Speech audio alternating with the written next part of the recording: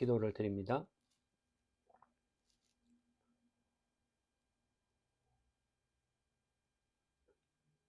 주께서 주신 은혜를 구하며 하늘에서 우리를 돌보시는 사랑을 간절히 바랍니다. 때에 따라 분주한 생활과 어려움 속에서도 하나님을 구하는 이 일들을 놓칠 때가 있으며 멈출 때가 있나이다. 주여 긍휼히 여겨주시고 주 앞에 경건히 구하며 홀로 설 수 없음 앞에 성령의 함께 하심을 바라고 의지하는 저희가 되기를 원합니다. 우리를 깨우쳐 주시고 하늘의 양식을 먹여 주셔서 주의 뜻을 깨달은 자로 하나님 앞에 겸손히 서며 세상을 향해서 복음을 가지고 전하는 자로서 우리의 생이 되도록 인도하여 주시기를 구합니다. 무엇보다 주의 교회를 이루게 하셨으니 갈보리 장로교회를 붙들어 주셔서 주를 경외하는 믿음의 고백에 든든히 서가게 하시고 함께하는 자매교회, 더 나아가 흩어져 있는 주님의 교회와 함께 몸을 이루는 이 일에 더욱 매진할 수 있도록 은혜를 더하여 주시기를 구합니다. 때에 따라 몸도 마음도 연약한 분들이 있습니다. 긍휼히 여겨주시고 주의 도우심을 구하며 회복을 바라는 자로 하나님 앞에 엎드리는 일들을 놓치지 않도록 인도하여 주시기를 원합니다. 서로를 돌아보아 격려하며 주께서 부르시는 그날까지 귀한 일들을 함께 감당해 가도록 저희를 붙들어 주옵소서. 주의 말씀을 듣고자 하오니 주께서 행하신 참 표적의 의미가 무엇인지를 돌아보며 우리에게 정말 필요한 것이 십자가와 부활임을 깨닫는 자로 서도록 인도하여 주옵소서. 예수 그리스도 이름으로 기도를 드립니다. 아멘. 하나님 말씀은 구약 성경 요나서입니다. 1장 17절입니다.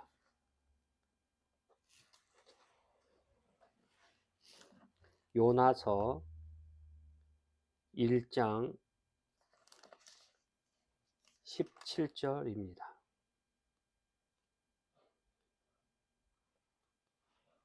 함께 읽습니다. 여호와께서 이미 큰 물고기를 예비하사 요나를 삼키게 하셨으므로 요나가 3일 3야를 물고기 배에 있으니라. 역대하 9장 1절입니다.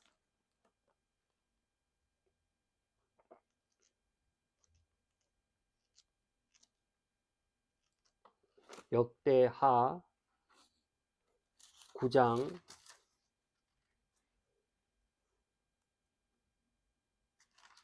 1절입니다.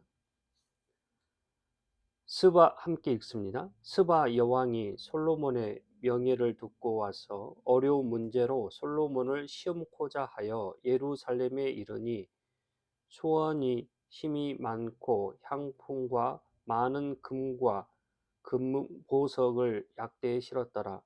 저가 솔로몬에게 나와 자기 마음에 있는 것을 다 말하매. 마태복음입니다. 신약성경 마태복음 12장 38절에서 42절입니다.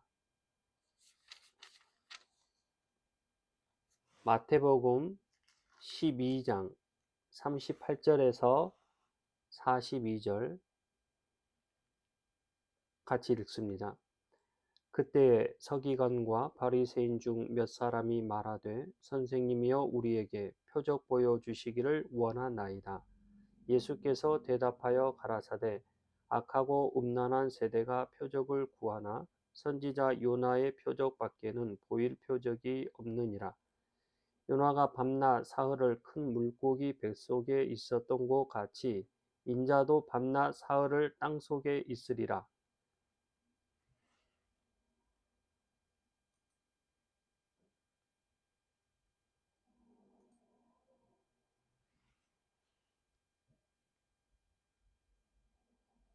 심판 때에 니느웨 사람들이 일어나 이 세대 사람을 정죄하리니 이는 그들이 요나의 전도를 듣고 회개하였음이오니와 요나보다 더 큰 이가 여기 있으며 심판 때 남방 여왕이 일어나 이 세대 사람을 정죄하리니 이는 그가 솔로몬의 지혜로운 말을 들으려고 땅끝에서 왔음이오니와 솔로몬보다 더 큰 이가 여기 있느니라. 한 군데 더 보겠습니다. 누가복음 11장입니다. 누가복음 11장 29절에서 32절입니다. 누가복음 11장 29절에서 32절입니다.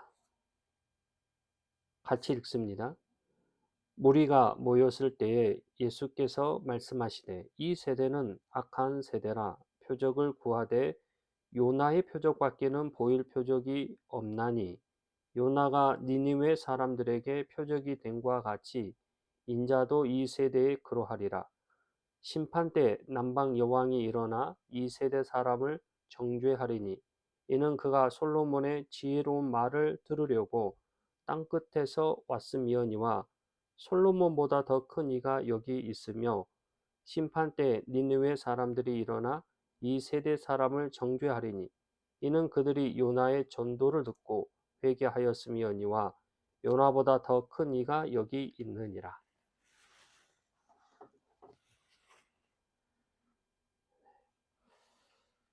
하나님을 믿는다는 것은 때로 눈에 보이지 않는 분을 신뢰해야 하는 일이기에 쉬운 일은 아닙니다. 그래서 사람들은 종종 하나님께 이렇게 말하기도 합니다. 무언가 확실하게 보여주십시오. 그래야 믿겠습니다. 하지만 하나님께서는 그렇게 요구하는 우리의 마음을 어떻게 보실까요? 예수님 시대의 유대인들, 특히 바리새인과 서기관들도 다음과 같이 말합니다. 선생님, 우리에게 표적을 보여주십시오. 그러면 믿겠습니다. 그러자 예수님은 이 세대는 악하고 음란한 세대다. 요나의 표적 외에는 보일 표적이 없다고 답합니다. 오늘 우리는 이 말씀을 통하여 표적을 구하는 자들이 가지는 위험은 무엇인지, 둘째, 요나의 표적은 무엇을 말하는지, 셋째, 말씀을 듣는 자들에게 필요한 것은 무엇인가를 살핍니다. 첫째, 표적을 구하는 자들이 가지는 위험은 무엇인가? 사람들은 누구나 확신을 갖고 싶어 합니다.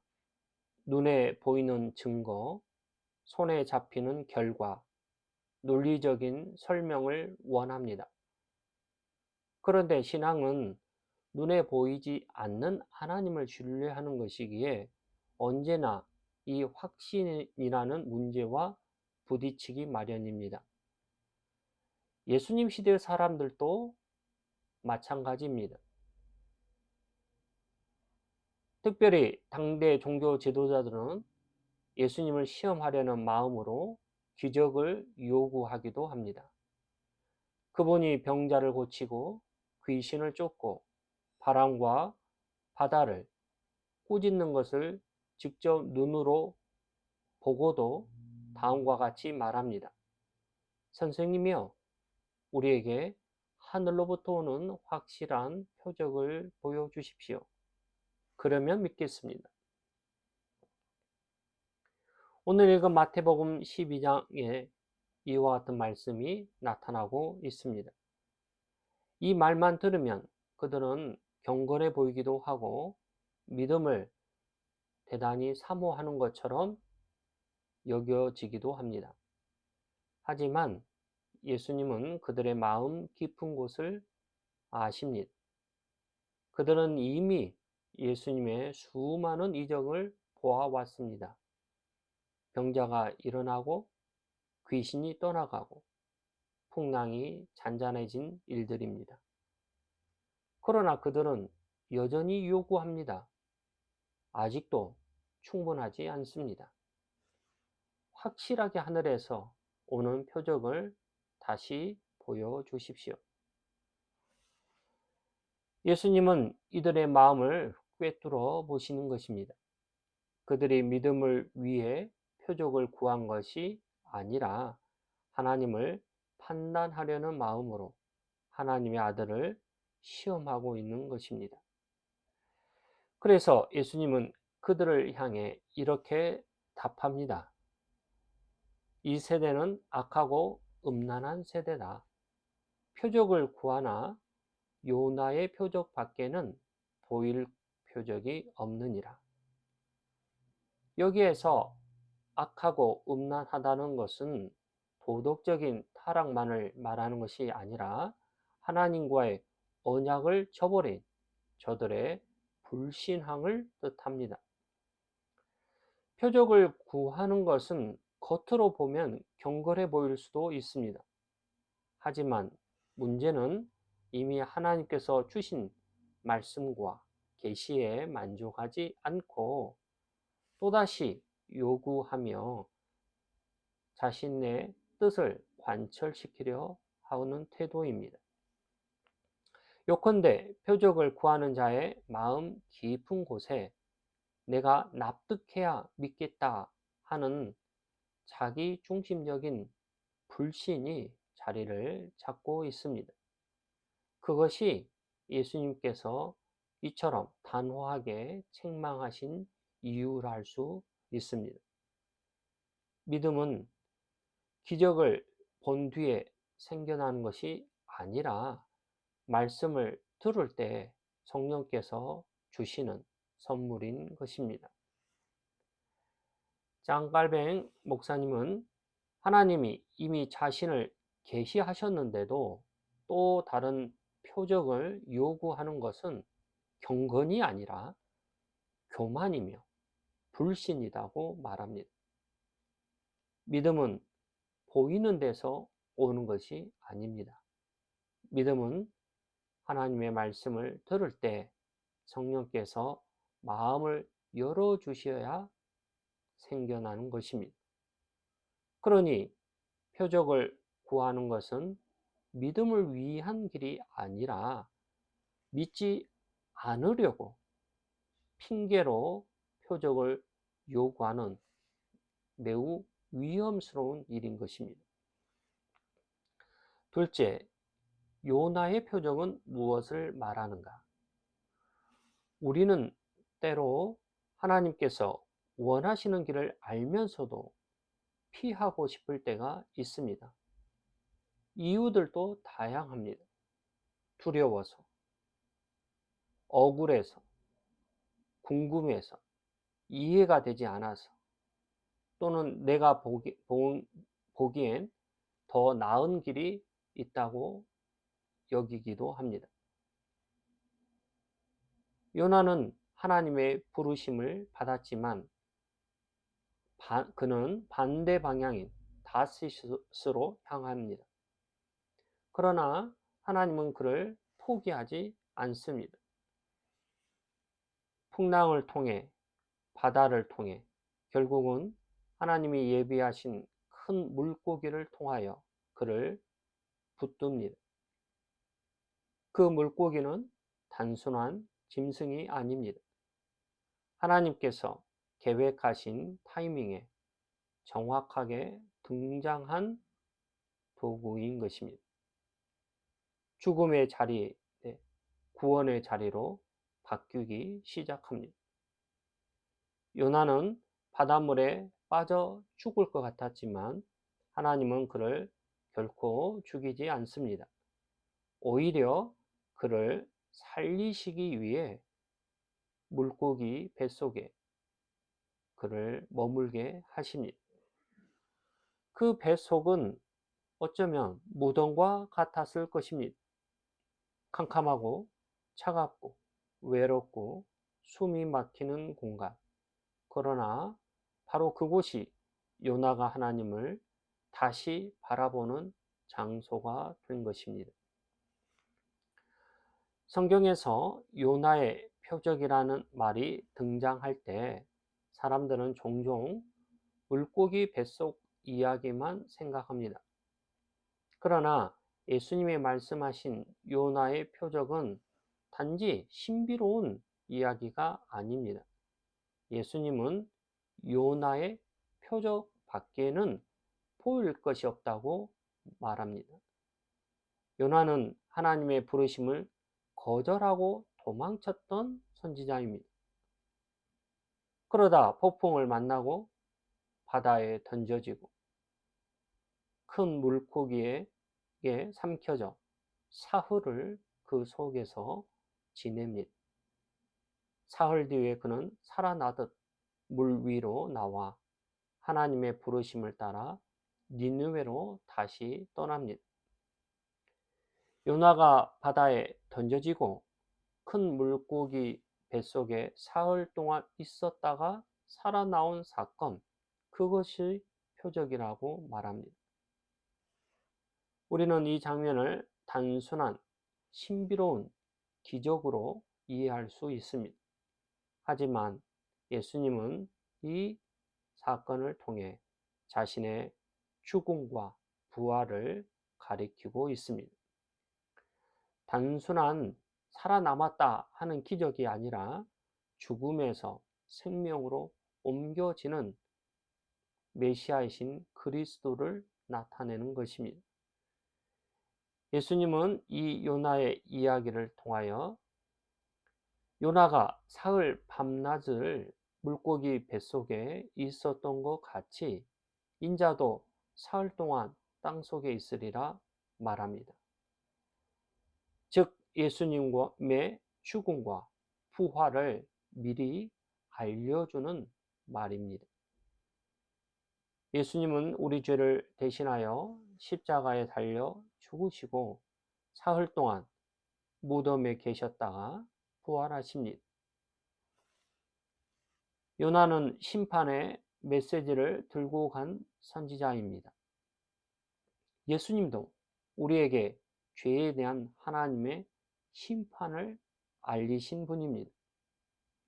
하지만 그분은 단지 이 명을 전하시는 선지자로서만 아니라 우리 죄를 실제로 대신 짊어지고 죽으신 대속자로 오십니다.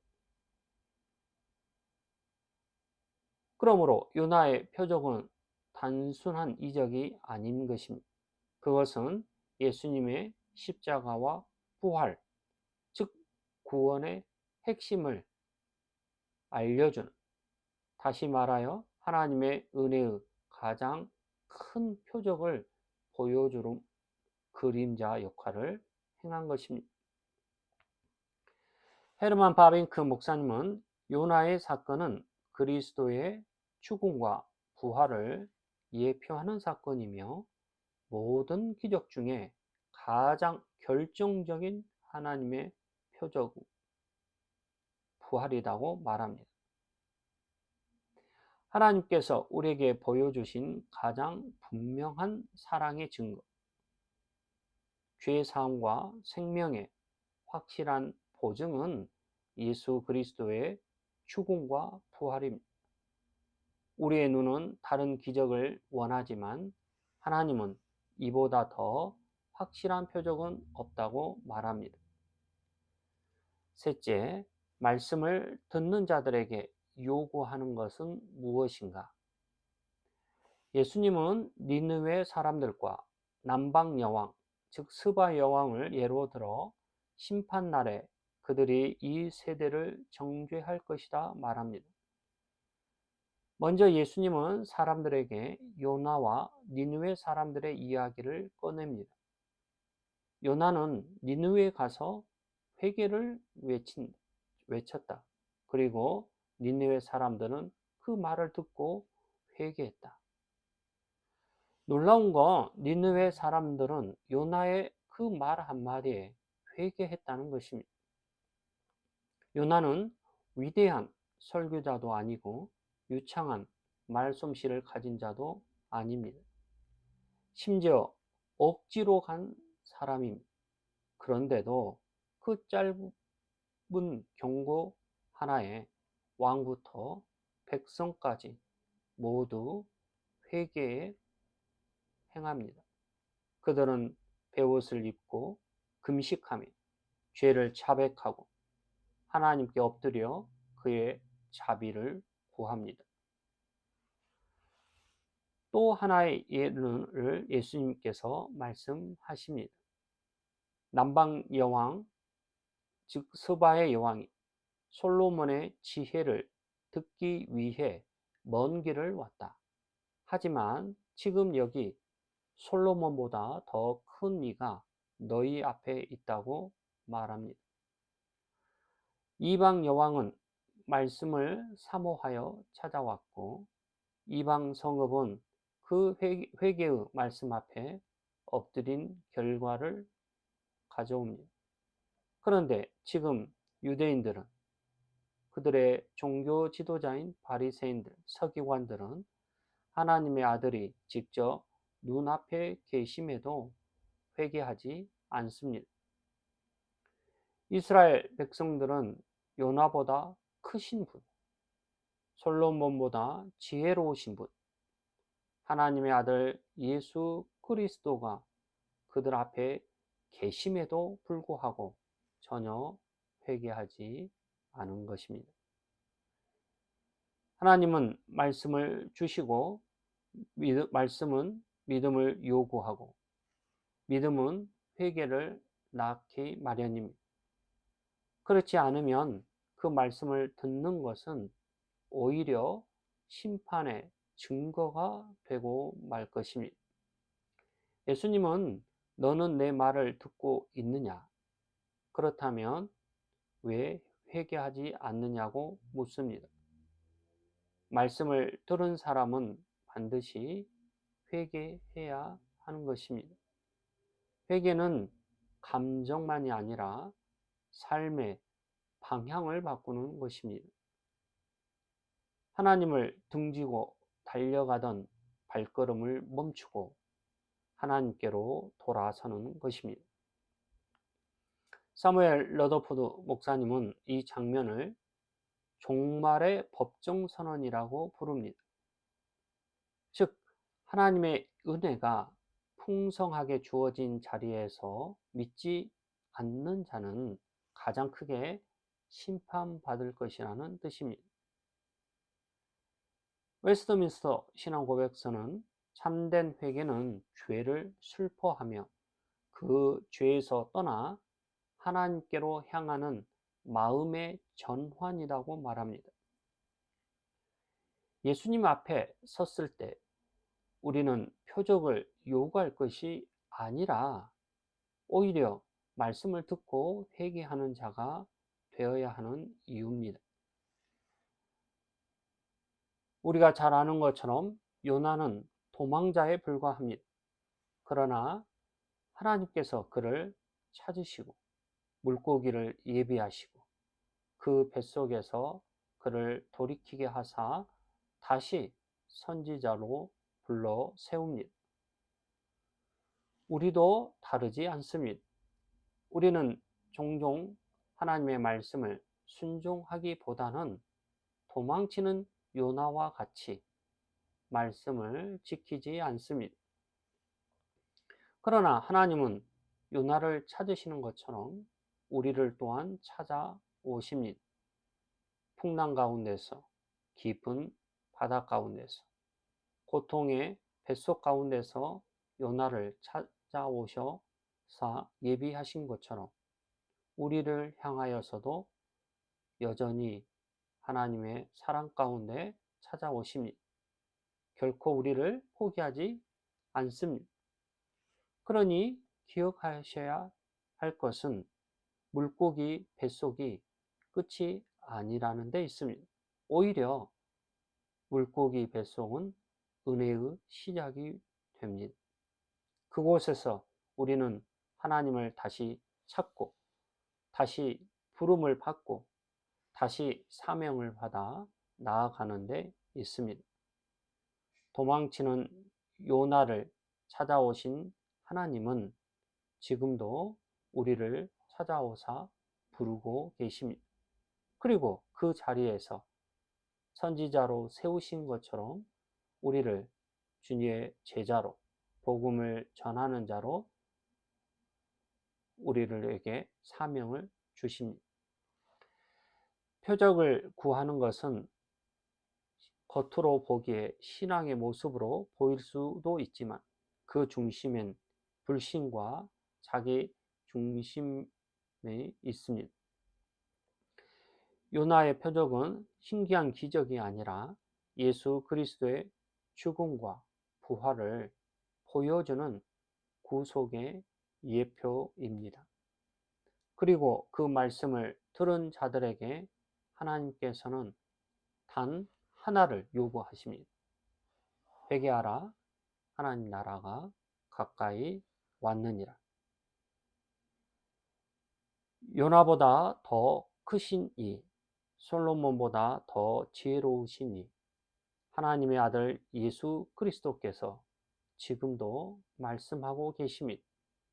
너는 무엇을 보고 싶어 하느냐? 나는 이미 너에게 표적을 주었다. 십자가를 보고 빈 무덤을 보아라. 그것이 내가 너에게 보여준 사랑의 확증이다 말합니다. 그러므로 우리는 더 이상 표적을 요구할 것이 아니라 주어지는 말씀을 듣고 그 말씀을 깨닫느라 회개하는데 이르러야 할 것입니다. 주의 교회가 이와 같이 복음을 받은 자로서 회개함에 참여하며 나아가 아직 이르지 않은 이들에게 이 회개를 촉구하는 일들을 함께 감당해야 할 것입니다. 기도를 드립니다.